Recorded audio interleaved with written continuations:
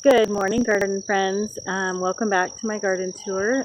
Today is part 2 of the garden tour. I hope you enjoyed part 1, and if you haven't seen that yet, then I'll put a link below in the description so you can find that. Today I'm going to be walking around the borders that we have, and I hope you enjoy. Good morning, everybody.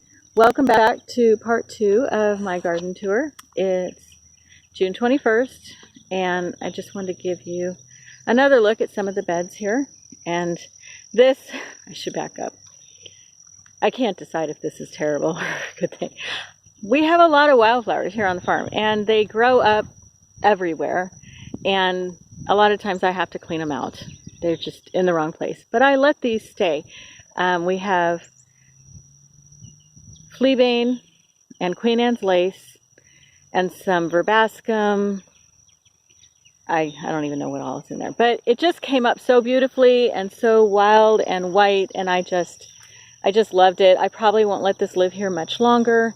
They don't love the hot weather. They're probably going to start fading out soon, but I couldn't bear to take them out before, so they live on here.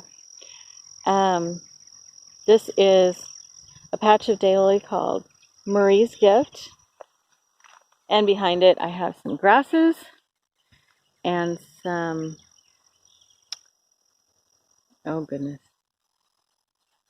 viburnum, blue muffin viburnum, which is different than the viburnum that I showed you in the last video, but it also gets a blueberry. So it's got a different form. This is more of an upright form, and that one's more like a shrub. But I'm hopeful for the blueberries and that the birds will enjoy that. I have a patch here of Asclepias incarnata swamp milkweed, and it's just started blooming. So right there, it's a very beautiful bloom, a light pink color, and these are now probably about 3.5 feet tall. They grow wild on our property in our lower field that stays wetter, and I collected seed and started new seed and brought it up here. So the monarchs love all the milkweeds. That's what they choose to, that's the host plant for their larvae. So they lay their eggs on there. Caterpillars eat the milkweed. I have 3 different varieties of milkweed on the farm. They were all native here to begin with. The common milkweed, this swamp milkweed, and the orange butterfly weed, or Asclepias tuberosa. And honestly, I see more caterpillars on the incarnata. It seems to be a favorite. So we'll see if that's true. And milkweed doesn't need to be flowering for the butterflies to find it to lay eggs on it. It's kind of fun to watch because they will go to a plant that has no flowers at all. They know what the milkweed is. So I hear a lot of people saying, it's not flowering, what am I going to do? They don't need it to be flowering for them to come and lay eggs on it. They need it to be flowering to get nectar to feed on it as a butterfly, as an adult, but they don't need it flowering to find it to lay eggs on it. Those are 2 different things.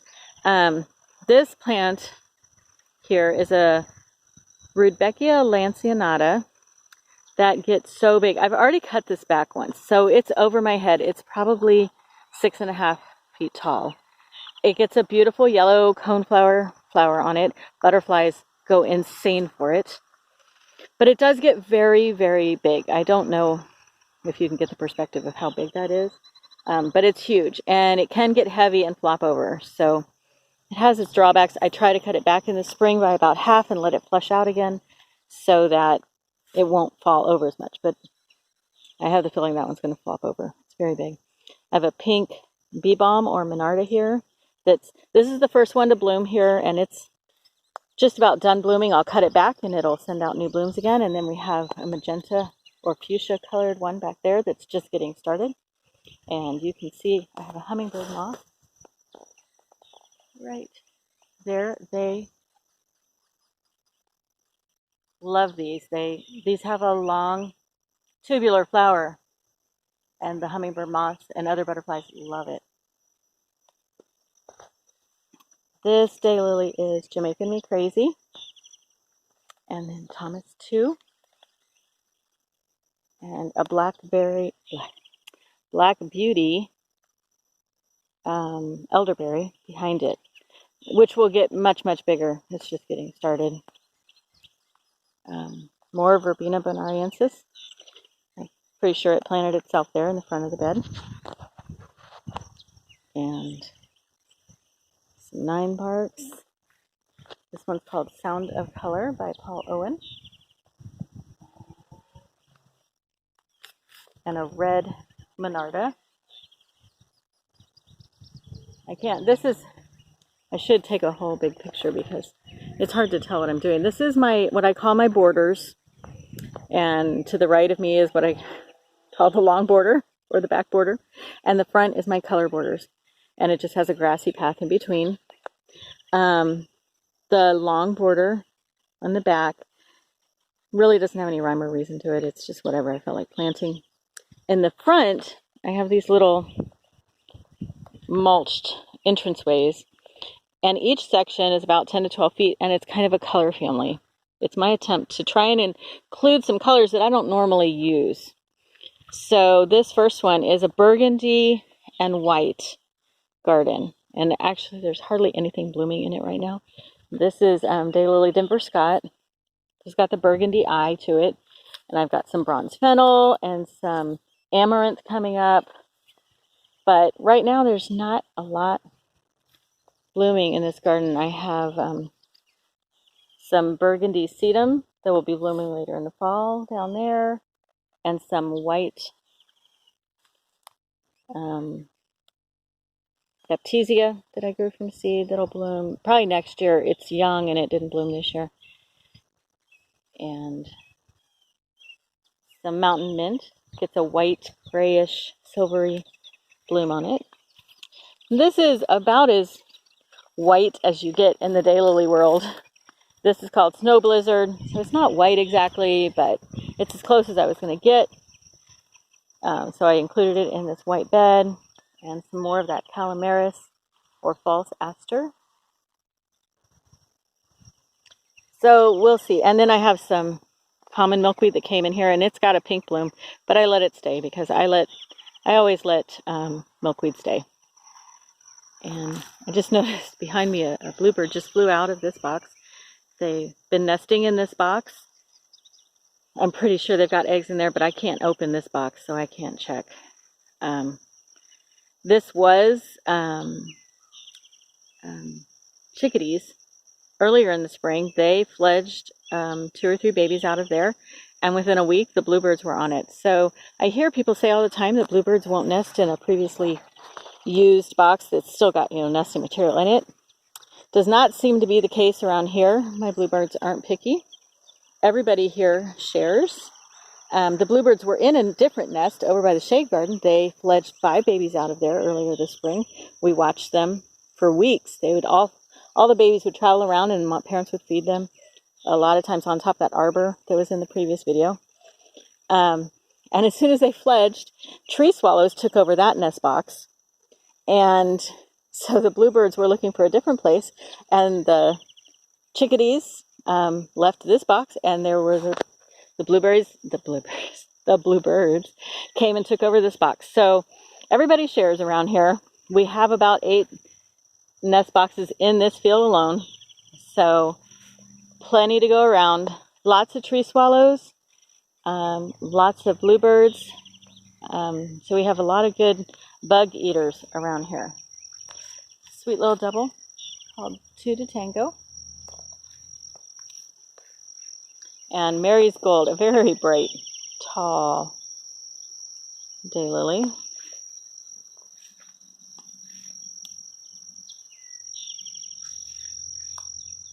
And I have some elephant garlic blooms, which I think are just beautiful. I grow them mostly for the blooms, not so much for the garlic, although you can eat it. Another gift from a sweet friend. Some moonshine yarrow. Some Poes Castle Artemisia. Last year, this plant got about 4 feet tall and probably 6 feet wide. So it's just huge, but I love it. I love the color and the structure that it has, and we just got to keep it under control. So I have to turn around to the other side of the border because I just walked past this border, which is my pastel border. Mostly I wanted it to be blues and yellows, but there really aren't that many blue and yellow pastel flowers. So we have to throw in some pinks and other colors along the way. We've got some coneflowers, some pink veronica, and some sweet, shorter pastel colored daylilies in the front. And this is a baptisia. Boy, I turn on the camera and I can't remember the name of anything. Carolina Moonlight. It's a pale yellow. And I noticed the other day as I walked past that a bird flew out, so I went to check, and I have little baby birds in here. This is not a big shrub, and they're very hungry apparently. I believe it's a field sparrow. Oh, my daughter, that's Laurel over there. She's a wildlife biologist, and she said, no, I'm wrong. What is it? I don't know. It's just not a field sparrow. Maybe an indigo bunting. The female was plain brown. I don't know. Oh. I didn't get a good view. Well, indigo buntings do nest in small shrubs or things like field plants, like, again, words. Words are hard today. What am I thinking of? The yellow flower. Yellow flower. Tall. Goldenrod. Goldenrod. They'll nest in plants like that in the field. So, wow. Which is part of the reason we haven't mowed out there, because they'll nest and stuff like that. If that's a indigo bunting, that'd be awesome. I love them. If you've never seen an indigo bunting, you're missing out. They are just so, well, I say they're beautiful. The males are beautiful. They're kind of a teal color. The females are kind of plain brownish yellow. But we love having them here. Another good bug eater. So I would be thrilled if that turns out to be a indigo bunting. It's a daylily called Cinderella Story by Bob Selman, and Entwined by the Vine by Carol Emmerich. Just a stunning daylily. I have more Asclepias incarnata, swamp milkweed behind there. It's just getting buds. So this will be all pink. There's several plants in here, and those will be all pink blooms in there. And then these bushes are Caryopteris, which gets a sweet blue flower all over. They've just started blooming. They're really a little more of a fallish, late summer fall plant. They'll bloom through the end of the season and covered in bees and butterflies.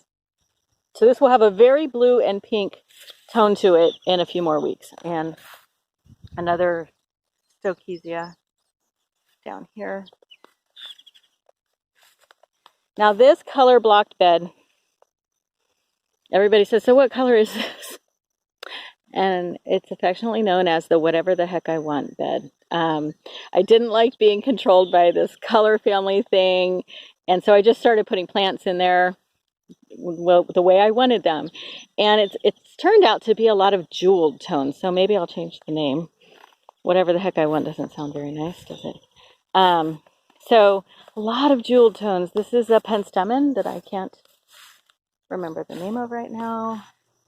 The sun is coming out, so I'm hoping the glare is not too bad. Got some nice grasses in here. Another gift from a friend.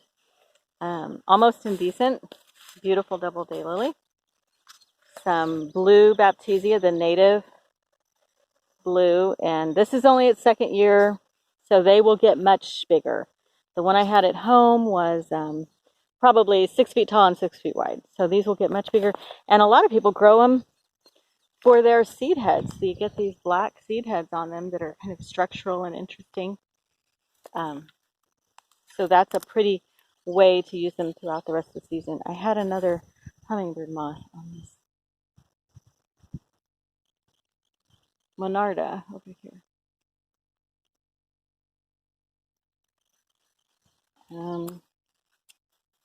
Let's see. We've got Blueberry King and another pink Veronica called First Love, a Nepeta Catmint, which is not very happy right now. Not sure what's going on with it. Some Gara, which will bloom a fuchsia color to go along with that jewel tone that I was talking about, and Storm Shelter Daylily.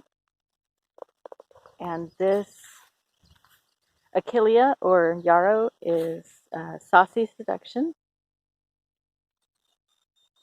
And more Veronica down here on the bottom. These are little miniature pink ones that I grew from seed.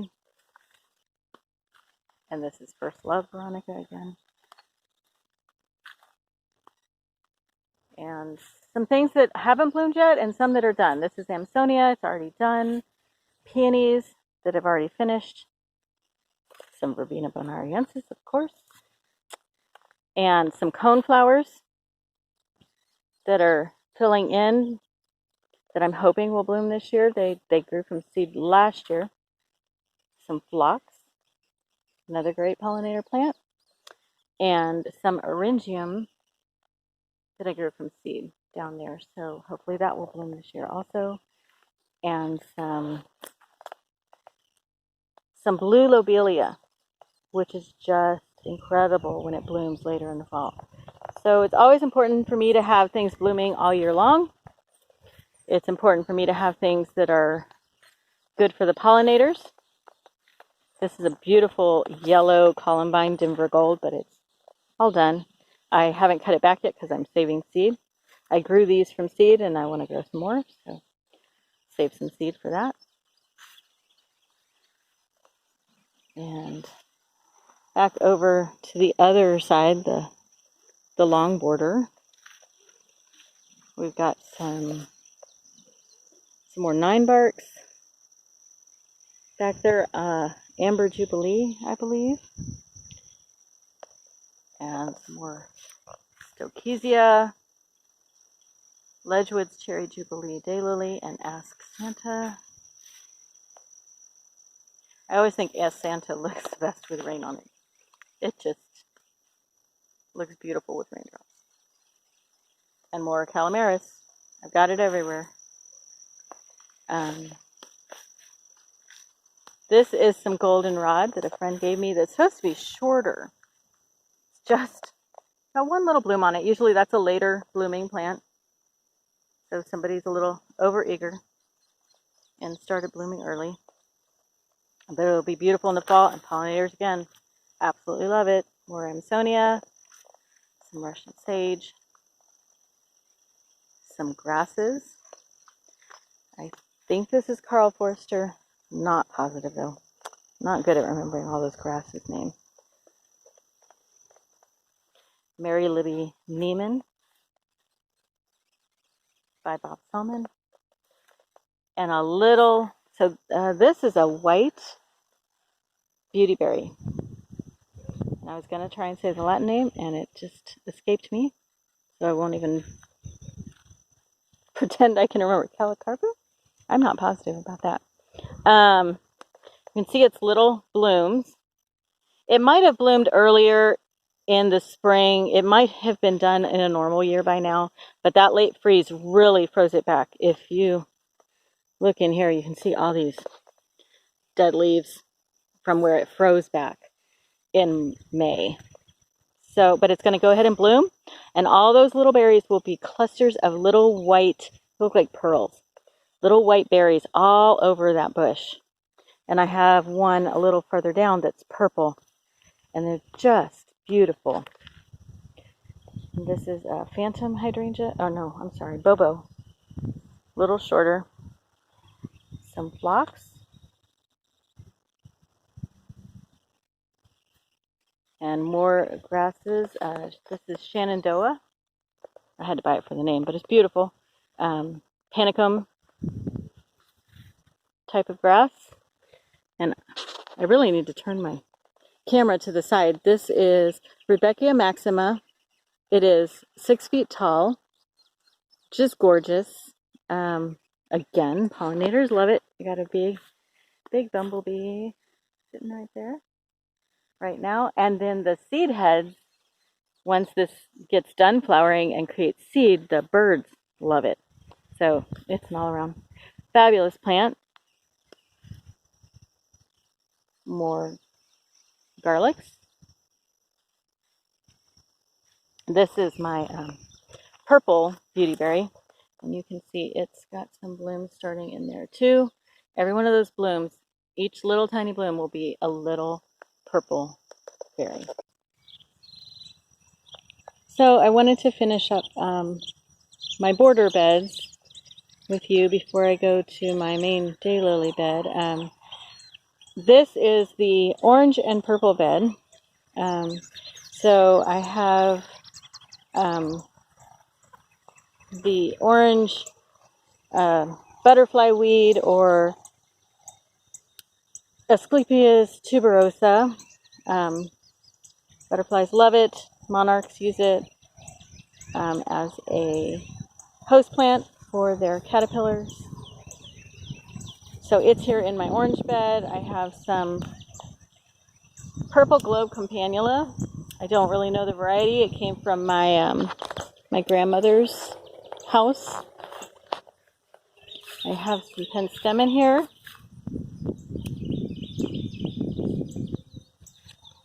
This is Ruth Griffin daylily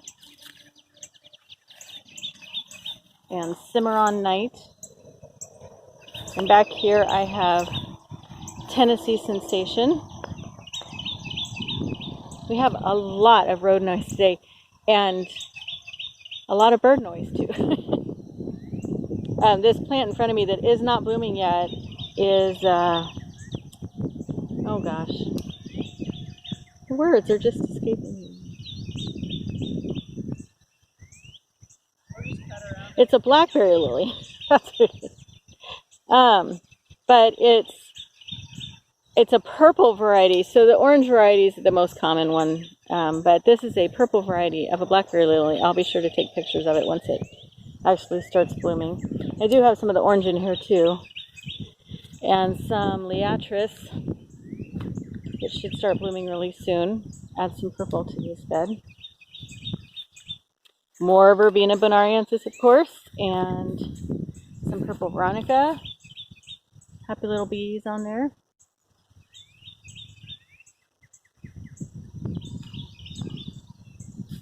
And then this is the red and yellow bed. This is Achillea Strawberry Seduction. And this is Pullin' Strings by Paul Owen. Lady Neva's about to bloom. It's usually much taller. Big, beautiful, bold yellow and red blooms. And then the Crocosmia is just starting. I have a lot of it in here. So that'll be really pretty in this bed. And that yellow daylily back there is Isle of Capri.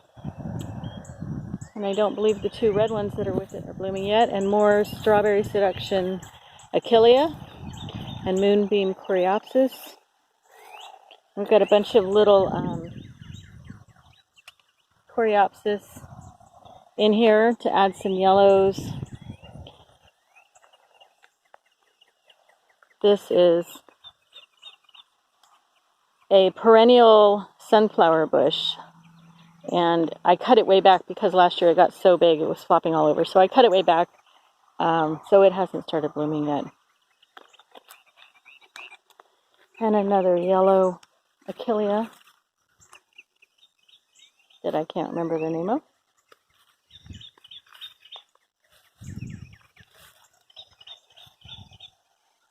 So that's it for the borders. I'll take a pic from this end of the border. I think I took some video from the far end. The weeds are already growing back through the pathway, but that's what it looks like from this end. Thanks for joining us.